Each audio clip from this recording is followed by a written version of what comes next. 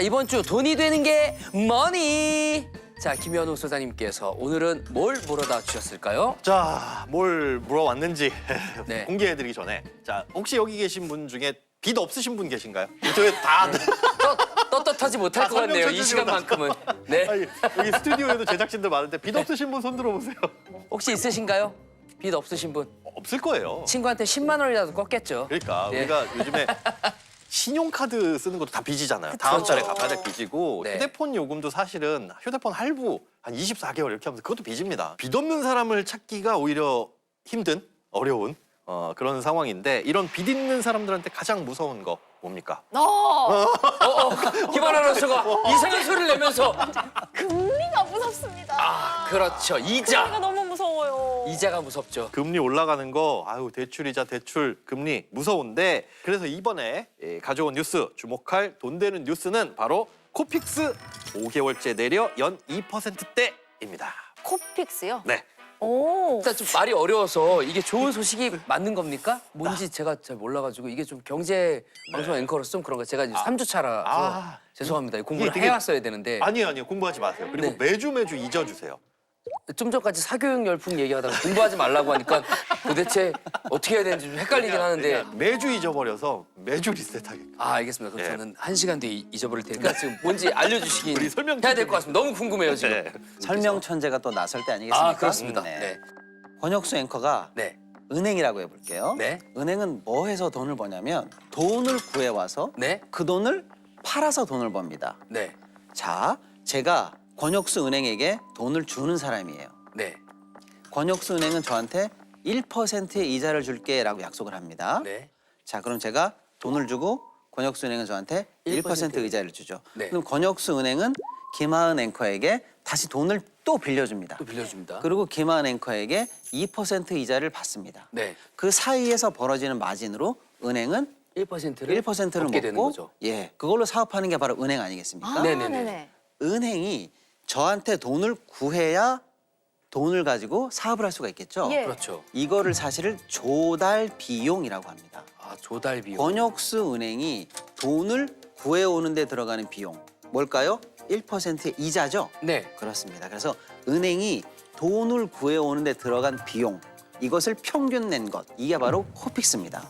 이해가 되시죠? 네. 근데 이게 왜 중요하냐면 이 코픽스를 놓고 다시 코픽스에 추가 이자를 붙여서 은행은 영업을 하기 때문에 네. 일반 소비자들의 대출 이자의 근본은 코픽스가 얼마냐에 따라서 내 대출 이자가 얹어서 거기에 가산금리가 붙어서 정해지기 때문에 기준이 되는 거군요. 그렇습니다. 내 대출 이자의 기준이 결국 코픽스의 증감에 따라서 정해지고 있다. 이렇게 구조를 이해하셔야 될 것 같습니다. 그럼 코픽스가 좀 높아지면 내 이자도 좀 높아질 수 있고. 늘어날 확률이 높은 거고. 그렇죠. 네. 낮아지면 반대로 또 낮아질 수 있고. 그렇습니다. 그렇게 이해하면 될까요? 맞습니다. 그래서 네. 아까 소장님이 그 코픽스가 떨어졌다라고 했잖아요. 네. 얼마나 떨어진 건가요? 코픽스가 떨어졌다고 해가지고 지금 좋은 소식이라고 제가 들고 오긴 했지만 이걸 보시는 분들의 대출 금리, 이자 부담이 낮아지진 않습니다. 왜 그렇습니까? 오해하시면 안 돼요. 아니 낮아지는 거 지금까지 아니었어요? 그 얘기한 거 아닙니까? 평론가님이 네. 지금까지 그 말씀을 하셨어요. 낮아질 수 있다라고 계속 말씀해 주셨는데 이거 안 낮아지면 곤란합니다. 곤란합니다. 그런데 무슨 뜻이냐면 코픽스가 관련된 대출은 변동금리 대출입니다. 내 변동금리 주기가 6개월이다. 그래서 지난달에 한번 변동이 됐어요. 그럼 최소한 이 금리가 낮아지려면 몇 달 걸려야 돼요? 2달 전에 바뀌었으면 6개월 변동 주기면 4개월. 4개월 후에 네네. 바뀌게 되는 네네. 거죠. 그러니까 당장에 금리가 떨어지는 건 아니니까 너무 좋아하실 필요는 없다. 그렇게 생각을 하셔야 되는 거고 그다음에 내가 고정금리 대출을 받았다. 그러면 이 코픽스가 떨어졌다는 건 나하고는 상관이 없는 아무런 일이네요. 상관이 없는 뉴스가 되는 그러니까 겁니다. 일단 빚이 있는데 변동금리인지 네. 고정금리인지 체크를 해야 되는군요. 그렇죠. 그런데 네. 전세자금 대출은 그런데 2년짜리 대출이 일반적이죠. 예. 은행에서 대부분이 99.9%가 다 고정금리 대출은 없고 변동금리 대출만 합니다. 그러니까 전세자금 대출을 받으신 분들은 요 코픽스 금리가 떨어지는 거에 약간 민감하게 반응을 하셔도 돼요. 오 저요 네. 저. 저요 저 나야 나. 여기 있습니다. 여기 있습니다. 변동금리 대출 금리 변동 주기가 언제인지 한번 살펴보셔야 되겠죠. 그래서 우리가 한 넉 달 전에 바뀌었구나. 그럼 한 2달 후에는 금리가 낮아졌다라는 문자를 받을 수 있겠네라고 좀 희망적으로 생각을 하시면 되는 거고 그게 아니라 또 전세자금 대출 중에 코픽스 금리를 기준으로 하지 않는 이상한 전세자금 대출이 가끔가다 있어요. 아, 네. 있어요? 금융채 2년물 뭐 이런 거 있거든요. 그거와는 요건 또 상관없는 뉴스다. 이렇게 생각을 하시면 됩니다. 그러니까 내가 산 물건이 뭔지에 따라서 전부 다 적용받는 건 달라질 수 있다. 오. 시작할 때 금리 얘기 나오고 뭐 코픽스 얘기 나와가지고 어려운 수학 문제가 나오나 했는데 6개월에서 2개월 빼면 4개월 뭐 이런 거. 그렇죠. 예, 마음이 갑자기 편안해졌어요. 그거 어려운 네네. 계산기 쓰셔도 돼요. 혹시나 예. 부담되시면. 그렇게 어려운 건 아니네요. 네, 어려운 건 아닙니다. 안도하는 표정이에요. 네. 네, 어쨌든 코픽스 금리가 이렇게 5개월 차 낮아지고 있다는 건 변동금리 대출이 앞으로 더 낮아질 가능성이 있다라고 좀 희망적으로 해석할 수 있는 거죠. 오. 낮아질 가능성이 굉장히 높아졌다라는 네. 거잖아요. 그러면 음. 이게 좀 외람된 질문일 수도 있는데 그럼 하지 마세요. 아니에요. 전 할 겁니다. 외람된 질문을 하려고 여기 왔습니다. 뭔데요? 지금 집 사는 타이밍이 지금입니까? 지금 사면 되는 겁니까? 되게 중요한 질문이에요. 네. 그죠? 굉장히 중요한 질문인데 그렇기 때문에 금리가 안 낮아질 수도 있습니다. 네? 아, 지금 여러 번 곤란합니다. 맞아, 지금 곤란합니다. 5분 사이에 제가 3번 곤란했거든요, 제가. 이게 뭐냐면요. 예. 금리가 낮아지면 그 집을 살까 말까 고민하시는 분들 집을 사는 쪽으로 선택을 많이 하시잖아요. 네네. 그런데 한국은행에서 제일 걱정하는 게 뭐예요? 혹시나 부동산 시장 들썩거리고 가계부채 폭발할까 봐 네네. 이걸 걱정하는 거거든요. 예. 그러다 보니 한국은행 금융당국은 은행이 대출 좀 안 해줬으면 좋겠어요. 그러니 뭘 해요? 쪼입니다. 뭐 쪼입니까? 은행을 쪼아요. 어떻게 좋아요? 너희들 1년 동안 대출 이만큼 해주면 안 돼. 우리가 매 눈으로 지켜보겠어. 그럼 은행은 뭘 해요? 금리를 높여요. 근데 앞서 코픽스 금리 떨어졌다고 했잖아요. 네네. 네. 이걸 어떻게 인위적으로 높여요? 여기에 붙이는 마진을 높입니다. 김밥집에서 원재료 가격은 떨어졌는데 물가 낮아졌네. 근데 500원 더 올라가는군요. 마진을 높여버리니까 결국은 김밥 가격이 3,000에서 3,500원.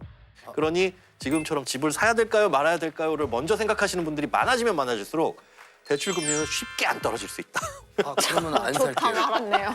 그러면 안 사겠습니다. 좋다 말았네요. 뭐 지금 하루에도 지금 집을 몇 번 샀다가 지금 팔았다가 그러니까요. 지금 이 대출이 원래대로라면 네. 시장 금리만 보고 판단을 하는 게 맞는데 네. 여기에는 여러 가지 부동산 정책이나 이런 것들이 얽혀 있어가지고 대출은 거의 과학이라고 볼 수가 있습니다. 아까 어렵지 않다는 거 제가 다 취소드립니다. 어려운 문제네요. 예, 6 더하기 4가 뭐 네. 2 더하기 4, 6 뭐 이런 게 아니었네요. 하지만 이해는 쉬운 문제죠. 네. 그렇지만 우리가 결정을 하기에는 어려운 문제라는 거. 저 한 가지 질문이 있는데 네네네. 변동금리가 하락세로 돌아서는 기미가 좀 보인다. 네. 그러면 좀 더 저렴한 대출로 갈아타는 건 어때요? 대출 쇼핑은 언제든 해야 돼요.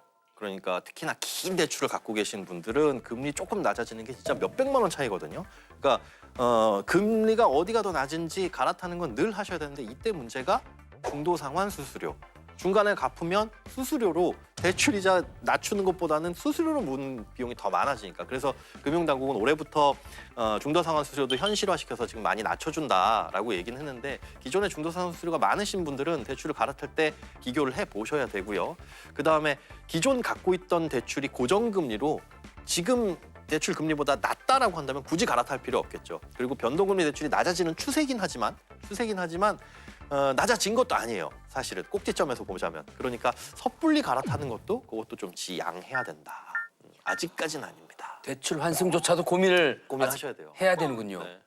네. 빚쟁이는 슬픕니다. 어쨌든 김하나 아나운서 응원합니다. 사실 뭐 혼자만 있는 건 아니잖아요. 저도 옆에 있으니까요. 같이 한번 잘 견뎌보자고요. 우리는 빚쟁이들. 자, 아닙니다. 빚도 능력입니다. 그렇죠. 하긴 빚도 자산이에요. 그래요. 그렇습니다. 네. 그렇게 따지면 자살이 확 늘었는데요, 갑자기 저는. 네. 네. 자산이 가득. 아, 오늘 정말 아주 피가 되고 살이 되고 정말 돈 벌어주는 알찬 정보 너무너무 감사합니다.